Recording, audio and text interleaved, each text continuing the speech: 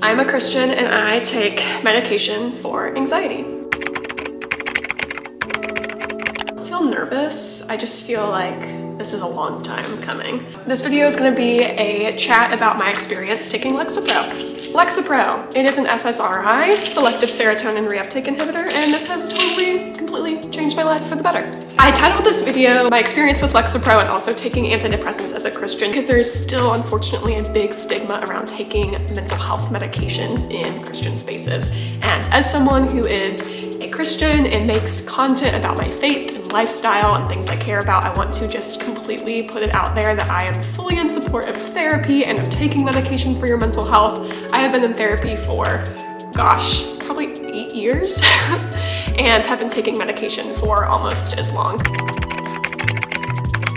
So just some brief background on my mental health history. If you have been watching my channel for a little bit, you might have seen my testimony video where I talk about my experience with anorexia. I still don't know how to link videos here, but it will be in the description of this video. I had anorexia nervosa for all of high school and through most of college and went through recovery, college and early post-grad, and have also battled with anxiety and depression and do have diagnosed generalized anxiety disorder. Along with my eating disorder in high school, I battled anxiety and depression and started taking medication for those things. I think when I was about 19, I have been on buspirone or Buspar, Lexapro, Klonopin or clonazepam. I think those are all the things I've been on. And I actually have had a pretty good experience with all of those, but now I'm currently just on Lexapro, 20 milligrams once a day. So let's talk about side effects. So really the only side effects I've experienced with Lexapro specifically has been drowsiness, but then also not being able to sleep at night. So when I first started taking this, I was taking it at night and it was keeping me up at night. And so I would take it at like 9 p.m. before bed and then wouldn't be able to go to sleep. But then I switched to taking it first thing in the morning and I was actually driving to clinical an hour and a half away. I'm in nurse practitioner school and so my site was really far away for my clinical rotations this year. And I was getting really drowsy. Part of that was probably because of lack of sleep and just general fatigue in my life, but I was taking the Lexapro at like 6 in the morning and getting really sleepy. So I started taking it around 9 o'clock in the morning and that has been a huge help. Lexapro usually peaks in your system about 5 hours after taking it. So that's something to keep in mind when deciding when to take it, but that has worked really well for me and those have been the only side effects I've experienced. I think I had some nausea the first couple weeks of taking it, but really no big GI effects. I know some people get nervous about weight gain with Lexapro. That hasn't been something that I've experienced. It's been a really good drug for me. When I initially started taking this, I was really resistant to medication. I had fought the idea of taking anything for my anxiety for many years. I was honestly just in denial about it. I knew I was a highly anxious person, but I was so productive and I was able to be very high functioning with my anxiety, and that made me feel like I had to hold on to my anxiety as a crutch, as if it were a part of my personality and a part of my identity. Honestly, I liked being anxious, which is kind of odd when you think about it, but for me it was producing something in my life. It was helping me get good grades. It was keeping me thin. It was doing all of these things and serving these roles, and I didn't want to get rid of it. Plot twist, still have anxiety. It's just a little bit more mellowed out with medication. So it doesn't just go away. But I didn't start taking medication for what I was experiencing until I was about 19, 20 years old. Should we do a POPPI pause? POPPI pause. Again, not sponsored by POPPI, but one day maybe, right? I am obsessed with POPPI drinks. My fiance is also obsessed. Oh my gosh, y'all, I didn't wear my ring. Okay, I have this thing where I tell Justin, we've been meeting up in the mornings to go work out together. And I swear, I always forget to wear my ring to go work out because I have a silicone ring, which is actually the ring that he proposed with, which is a whole separate story. At some point we will make a video probably talking about our engagement story and the good, bad, and ugly, and just all the things we've learned from it, maybe next year once we're married. But anyways, I have a silicone ring that I wear when I work out or whenever I'm doing something messy where I don't want to get my diamond ring gross, like, you know, dishes, cooking, whatever. And I always forget to wear it whenever I'm going to work out with him. And it's our funny thing where I'm like, oh, sorry, I forgot my ring. And we're like, oh no, the suitors at the gym like won't know that Emily's taken. So I pretty much always wear my diamond ring or my silicone ring and I just keep forgetting to put it on. So yeah, I am very much engaged, but I'm not wearing my ring. So anyways, what should our POPPI pause be about today, ladies and gents? Or was that our POPPI pause? don't know. It's October. We can talk about October things, fall things. My favorite October things I'm excited for, October vibes if you will be pumpkins. Oh, I know what POPPI PAUSE is gonna be today. I'm gonna show y'all my fall bucket list. Hold please. Actually on my phone, so hold please. Fall bucket list coming your way.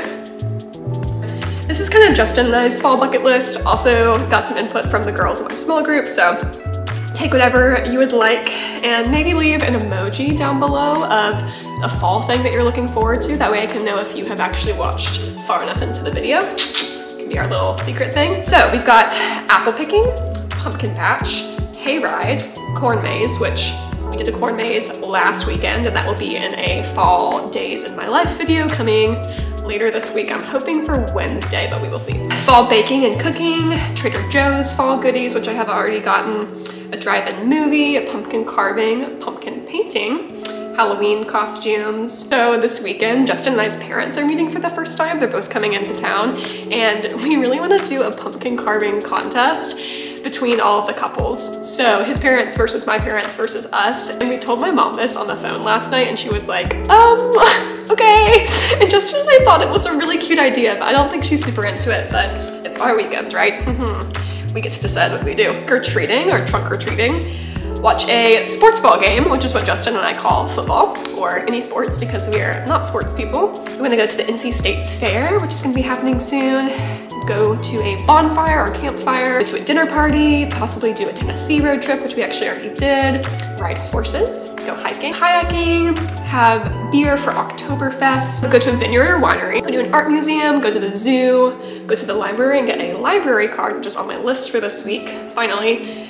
Go to a performing arts show because we have a great performing arts center in Durham that I have never been to, even though I've been here for over 4 years, and then play cornhole. So that is our fall bucket list. I hope you are inspired. POPPI, unpause. Okay, we're back with the mental health content. Yeah, so I was pretty resistant to taking Lexapro for many, many years. I just thought I would become dependent on it, or change my personality, or just say something about who I was as a person, that I needed medication to help me be functioning, to help me be happy and all of these things. As a believer, like, I just think those are lies from the enemy trying to keep you stuck in where you're at. And I know for a fact I have very real diagnosed generalized anxiety, and medication has been really helpful, and it's helped me live a much better quality of life and made me feel more like myself and more like the person that I feel like God has created me to be, and more whole in my personality and my passions and my drive and my energy level. And I just feel so much better and more calm and honestly more sane taking it. But let me back up and tell you guys a little bit about why I stopped taking my medication.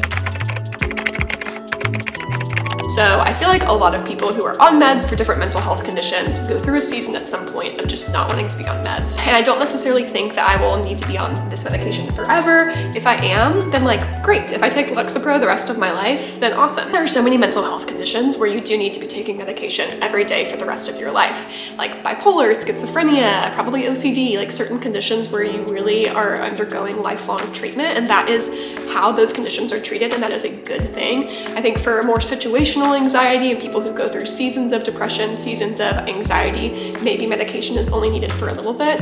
But knowing that I do have generalized anxiety, I probably will be on meds for a while, and I am perfectly okay with that. I will say that I went through this season where I was like, you know, my season of life isn't this crazy. I was wrong. I was in grad school, starting a new job, but I was like, oh yeah, I can just do supplements and do lifestyle stuff. And please hear me, I love that stuff. I love supplements, I love routines and lifestyle changes, and I'm all for like the non-pharmacologic interventions.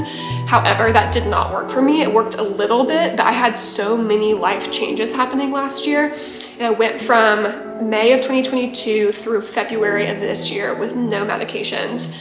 I weaned myself off of my Lexapro, which you're not supposed to do, but being a nurse and almost being a nurse practitioner at this point, I knew how to do that safely. And so I did wean myself off the Lexapro, and I felt okay. But here's the interesting thing. I thought I had PMDD last summer.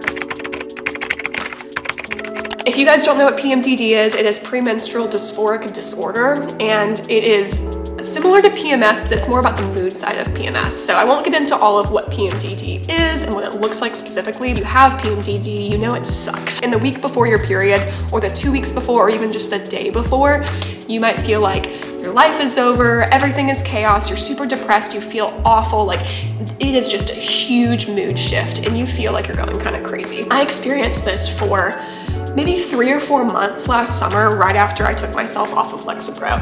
And I really thought that, oh my goodness, do I have PMDD?